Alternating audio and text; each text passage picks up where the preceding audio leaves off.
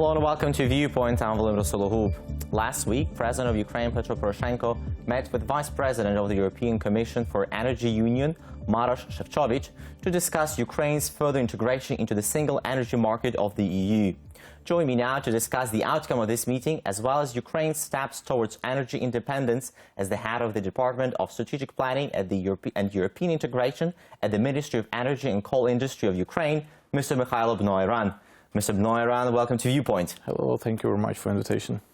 Mr. Bno-Airiyan, so can you tell us what are these steps that Ukraine needs to make in order to have further integration with the European energy market? I think that the main step is to go on with reforms. I think that Maros Sefcovic, he not only, by the way, met with the president, he came here last week to take part in the Adam Smith conference where he had a speech. It was a political speech where he addressed to the government, to the leadership of the country, to the Minister of Energy, to all the stakeholders, saying that people, you have to go on with the reforms. Well, it looks like, I'm sorry, it looks like everybody's saying that Ukraine has to go on with the reforms, and this is not really happening. This is why there is a crisis, parliamentary crisis, the government crisis.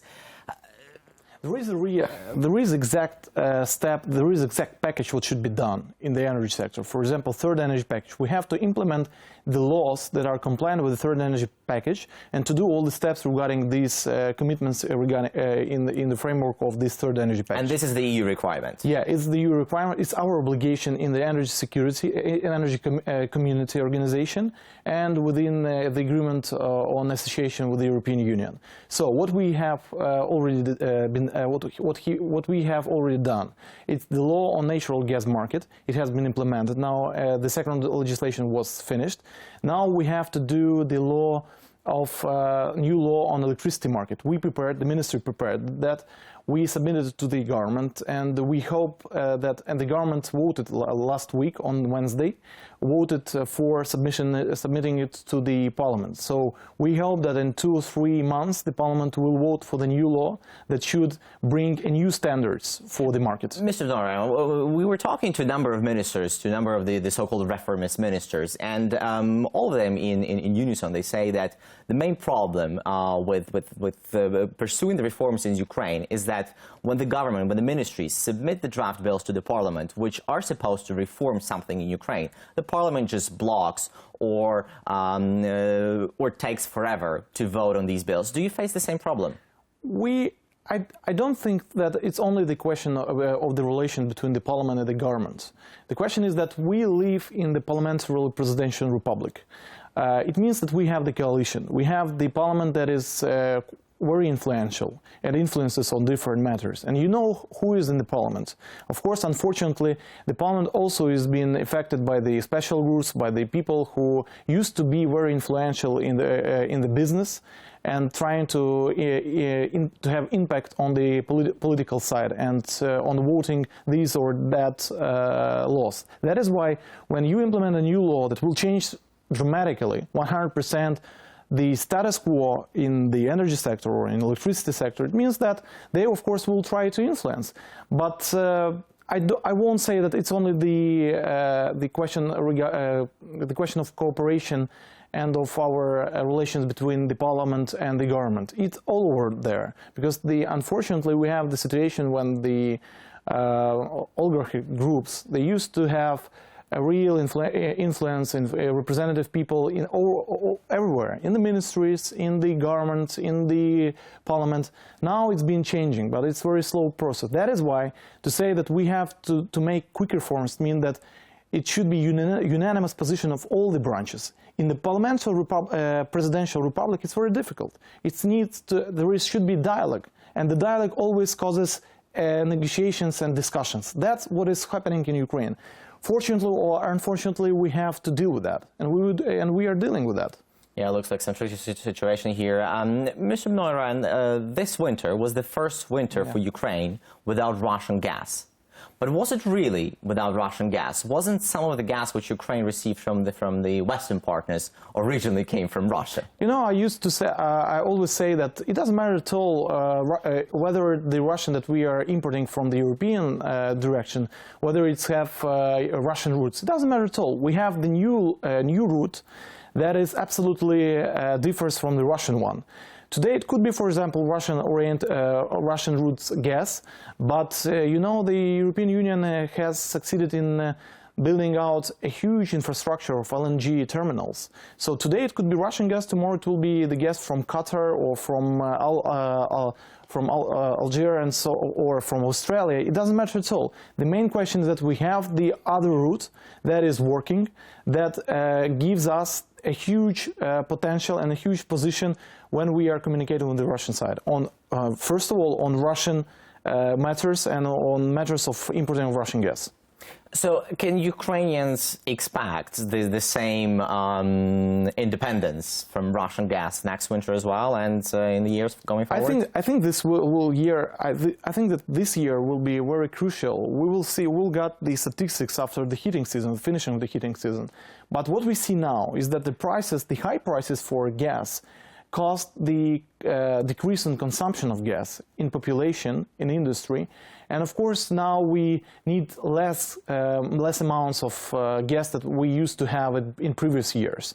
That gives us the opportunity, having the alternative rule, to minimize the dependence on Russian gas on Russian side, and it's very good. It's very good. Now the question of importing European or Russian gas is the only question of business and the price, not the politics. This is the main role of diversification. This is the main consequence of diversification. Mr. Bno-Airiyan, as one of the steps for Ukraine's energy independence is that the government is trying to build closer ties and closer connections with Middle Eastern partners. I understand just recently there was a government meeting of government officials in Iran. Right now, the energy minister is in Turkey. So what is being done on that front? You know, when we understood that we have to diversify, of course, the number one priority was the European direction. But when we succeeded in the European direction, we tried to think what else we can do in order to maximize diversification plan strategy. That is why we turned our attention to Caspian region and to Middle East. You know, yesterday I returned from Iran. There was the 5th session of Intergovernmental Commission chaired by the Minister of Energy, and there was also Vice Prime Minister Gennady Zubko. There were 5 deputy ministers of the Ukrainian ministries: agriculture, infrastructure, economy. There were also 25 CEOs of leading Ukrainian companies in energy machinery, in agriculture, in transportation, and it was in the last 12 years that we met in this framework. That is a very good signal. What is the outcome of this meeting? We met with the whole leadership of the country and tried to tell them, I will try to simplify what we suggested. We tried to tell them, so look, we know that Iran is seeking for diversification of routes of supply of agriculture and to strengthen their agriculture independency. That is why Ukraine could give a hand for that. We have the lands, we have the opportunity to be invested here. You have also the perspective, you have the new money that was unfrozen in the banks. So please look at the Ukrainian agriculture sector. It could be one of the key elements of your agricultural independence. But we need energy independence, and that could be the bilateral cooperation. We need your oil, we need your coming here and strengthening our independence, diversifying the routes of supply. Yeah, it looks like a win-win situation for both parties here. Mr. Bno-Airiyan, what about Turkey? The minister, the energy minister, Mr. Demircic, is currently in Turkey together with Ukrainian President Petro Poroshenko. What are the negotiations? What are the talks Ukraine is having in Turkey right now? The main thing is that if we are talking about the energy, is the possibilities of cooperation, possibilities for participation of Turkish companies in the privatization process in Ukraine. The second is the realization of huge infrastructure projects in energy in Turkey. And first of all, it's also saying about the building of new nuclear power plant in Akua. In Turkey, we have a good experience in safety, in operation, in training people. That could be also interesting. We also discussed the question about the possible using of Ukraine's underground storages and building underground storages on Turkey side and on underground storages for what? Yeah. Underground storage of gas. Okay. Also in Turkey and, by the way, in Iran, because Iran produces approximately 180 billion of cubic meters, 5 times more than we consume, but they have a very low and poor infrastructure of underground storage. This could be, we have a huge potential in that. We have a great experience. And also we discussed the question of LNG and cooperation in that sphere. You know that we historically were interested in getting LNG to Black Sea, to Odessa. Now I think it's getting more interesting in this question. It could be one of the key routes of supplying of gas. And we have a huge potential, by the way, in cooperation of gas transport system in Ukraine. You know that now we are finishing the unbundling of Naftogaz. There will be new form of company.